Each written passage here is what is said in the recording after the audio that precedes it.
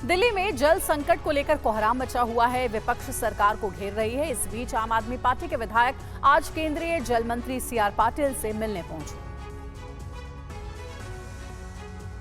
दिल्ली वासियों को जल संकट से निकालने के लिए अब दिल्ली सरकार को केंद्र सरकार की मदद चाहिए। आज आम आदमी पार्टी के कई विधायक केंद्रीय जल शक्ति मंत्री सीआर पाटिल से मुलाकात करने पहुंचे। दिल्ली सरकार चाहती है कि अब इस समस्या का समाधान मिलकर किया जाए ताकि हरियाणा और हिमाचल प्रदेश सरकार से सीधी बातचीत हो सके।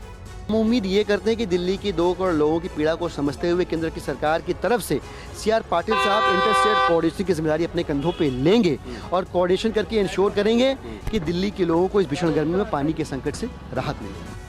हालांकि इन विधायकों की केंद्रीय मंत्री से मुलाकात नहीं हो पाई, लेकिन चिट्ठी के माध्यम से उन्हें अवगत करा दिया गया है। दिल्ली के अंदर जो गंभीर जल संकट उत्पन्न हुआ है, माननीय मंत्री जी ने अपना पदभार संभाल लिया है और पदभार संभालते ही जो सबसे बड़ा विषय है दिल्ली की जलापूर्ति का, उसके ऊपर वो संज्ञान ले और दिल्ली की जनता को जो समस्या है उसका समाधान कराने के लिए वो पूरा प्रयास करें। आप विधायकों ने कहा कि संकट की इस घड़ी में राजनीति करने की जरूरत नहीं है। और दिल्ली में पानी के संकट के बीच जल मंत्री आतिशी ने बहुत बड़ा आरोप लगाया है। आतिशी ने दिल्ली पुलिस कमिश्नर को इस बाबत लेटर लिखा है। दिल्ली में पाइपलाइन काटने की साजिश हो रही है। मुख्य वाटर पाइपलाइन को पुलिस से सुरक्षा देने की मांग की गई है।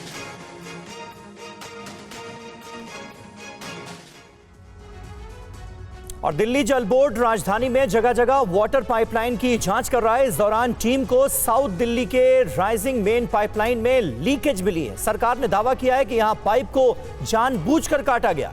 सरकार में मंत्री आतिशी ने कहा कि दिल्ली में पानी की व्यवस्था बिगाड़ने के लिए षड्यंत्र किए जा रहे हैं।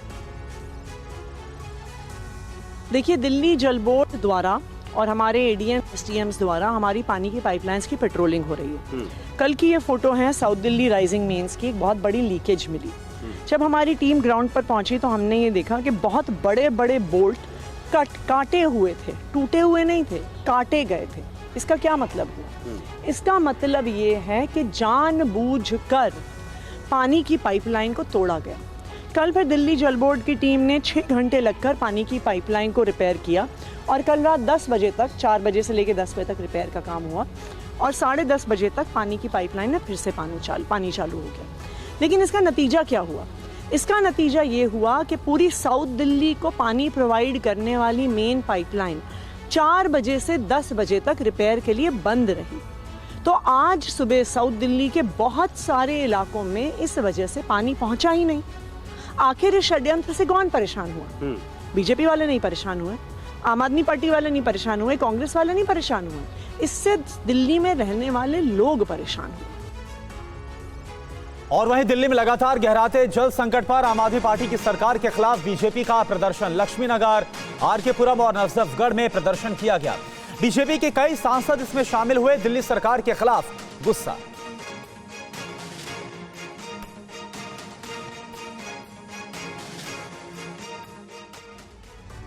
से आता है न टैंकर से आता है। हर सड़क पर आज पानी की कमी है। जो सरकार निकलनी है, पानी जो साफ दे न सके, जो सरकार निकलनी है। दिल्ली में जारी जल संकट को लेकर बीजेपी लगातार केजरीवाल सरकार पर हमले कर रही है। आज फिर पार्टी नेता और कार्यकर्ता सड़कों पर उतरे। बीजेपी नेताओं की अगुवाई में दिल्ली के आरकेपुरम, लक्ष्मीनगर और नजफगढ़ तक प्रदर्शन किया गया। इस दौरान जगह जगह मटका फोड़ अभियान भी चलाया गया। बीजेपी नेताओं ने आरोप लगाया कि सरकार समस्या शुरू होने के बाद समाधान तलाश रही है। यही वजह कि दिल्ली में जल को लेकर त्राहिमाम मचा है।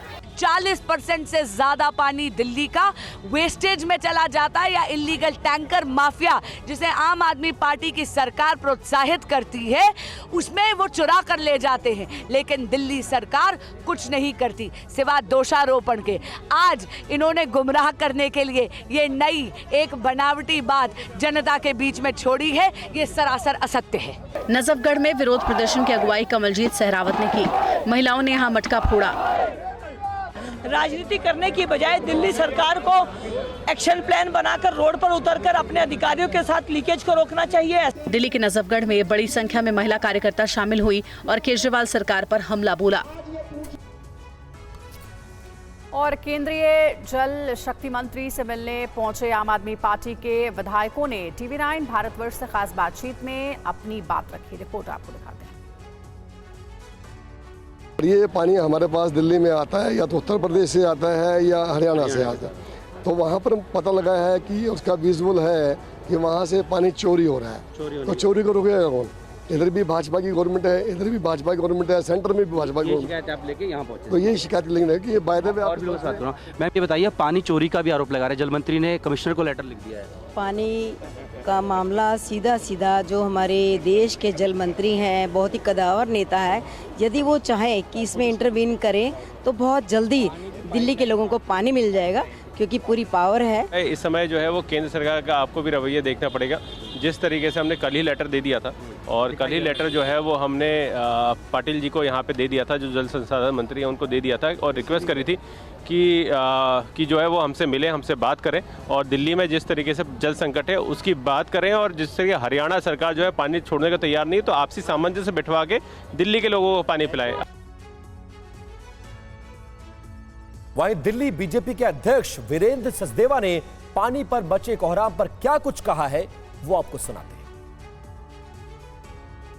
सचदेवा जी, दिल्ली की जनता एक एक बूंद पानी के लिए तरस रही है, जिम्मेदार कौन? देखिए, दिल्ली की जनता की लड़ाई लड़ने के लिए हम लोग सड़कों पर हैं, और एक एक बूंद के लिए अगर दिल्ली तरस रही है तो उसके लिए जिम्मेदार है अरविंद केजरीवाल, उनकी आम आदमी पार्टी की सरकार, जिसने दिल्ली को पानी को चोरी करने का काम किया, पानी बेचने का काम किया, और जो पानी की बर्बादी लीकेज द्वारा होती है वो उसके भ्रष्टाचार का एक सीधा उदाहरण है। अगर ये 52-53% पानी बर्बाद होने से, चोरी होने से रोक लिया जाता तो दिल्ली के पास भरपूर पानी था, तो दिल्ली की प्यास बुझा सकता था। लेकिन दिल्ली को एक एक बूंद प्यासा मारने वाले दिल्ली तेरे से हिसाब लेगी। अब दिल्ली की जनता इस भ्रष्ट शासन को यहाँ से मुक्त करेगी। दिल्ली की जल मंत्री तो आरोप लगा रही है कि पाइप काटे जा रहे हैं, पानी के लीकेज किया जा रहा है जानबूझकर। दिल्ली की जल मंत्री झूठ बोलती हैं। दिल्ली की जल मंत्री से पूछो जाके कि इंद्रपुरी के बुद्ध विहार में 35-35 हजार रुपए देके अवैध कनेक्शन देने का काम किसने किया? जवाब में आतिशी मार लेना, उनके विधायकों ने किया। ये बात वो जानती है कि पानी की चोरी वो करवा रही है, इसलिए उनके मुंह से एक शब्द नहीं निकलता। सर, घंटों जनता लाइन में खड़ी हुई है, वाटर टैंकर भी नहीं पहुंच रहे हैं। का दर्द है भाई, वाटर टैंकर की जहाँ शिकायत आती है हम भी कोशिश करते हैं पहुँचाने की, लेकिन दिल्ली की जनता को समझना होगा कि फ्री पानी के चक्कर में आपने एक ऐसी चोर और लुटेरी सरकार को बिठाया है जिसने आपको लूटने का काम किया। तो हालात बुरे हैं। सियासी घमासान के बीच दिल्ली के लोग बूंद बूंद पानी के लिए जद्दोजहद करते नजर आ रहे हैं। देखिए चाणक्यपुरी के संजय कैंप से TV9 भारतवर्ष की ग्राउंड रिपोर्ट।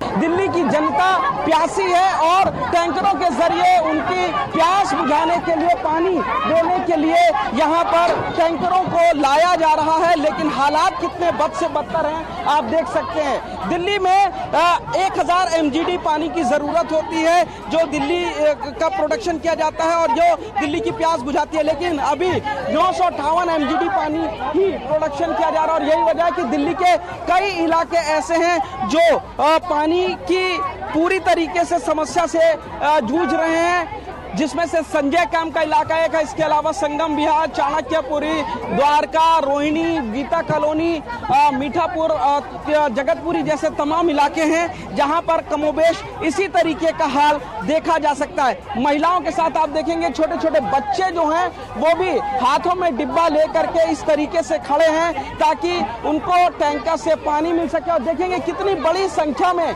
जो लोग यहाँ पर मौजूद हैं, वो लोग टैंकरों में चढ़ करके पानी लेने की कोशिश कर रहे। दिल्ली के गीता कॉलोनी, रोहिणी से लेकर वसंत कुंज तक पानी के लिए त्राहिमाम मचा हुआ है। चाणक्यपुरी में टैंकर के अलावा लोग बोरवेल से पानी लेने के लिए जमा हुए। TV9 संवाददाता पुनीत शर्मा ने हालात का जायजा लिया।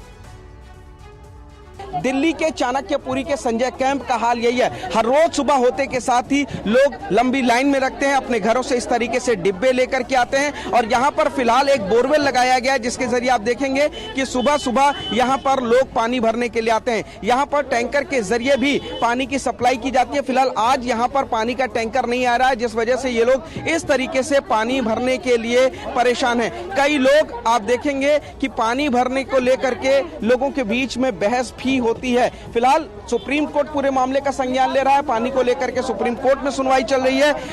एलजी ने पूरे मामले में संज्ञान लिया। टैंकर माफिया जो पानी को बेच देते हैं उन पर लगाम लगाने के लिए दिल्ली पुलिस कमिश्नर को बाकायदा ताकीद की गई है। टैंकर आता है सर, लेकिन टैंकर का कोई टाइम टेबल नहीं होता है। कभी 8 बजे आएगा, कभी 9 बजे आएगा, कभी 10 बजे आएगा।